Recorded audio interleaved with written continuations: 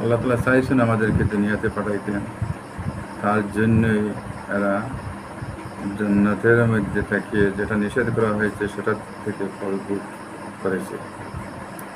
কারণ যদি ফল ভোগ করতেন না, তাহলে তারা কীভাবে আমাদের দুনিয়াতে আসতো?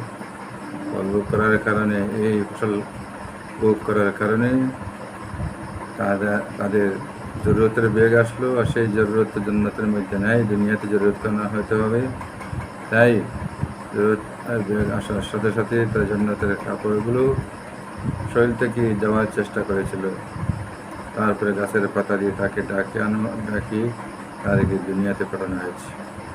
তারা দুনিয়াতে আসছে, আসলে তো আমরা আসার জন্য, আমরা আসবো বলেই তো দুনিয়াতে আসছি। সেই দুনিয়াতে এই ইবাদত প্রথমেই কাবা ঘর আল্লাহ তাআলা নির্মাণ করে দিয়েছিলেন।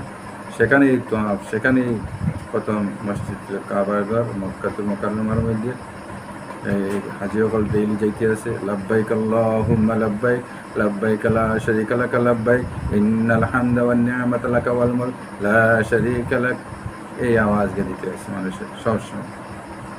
আর ফেরেশতা তো আছে, সবসময় দিতে আছে, ফেরেশতা তওয়াফ করতে আছে, মানুষের তওয়াফ করতে, ডেইলি তওয়াফ হইতেছে, সারা বৎসর তওয়াফ হইতেছে। সেই মক্কাতুল মুকাররমার কাবা ঘরে সারা বৎসর তওয়াফ হইতে আছে। আল্লাহ আমাদের সবাইকে সেই তওয়াফ, সেই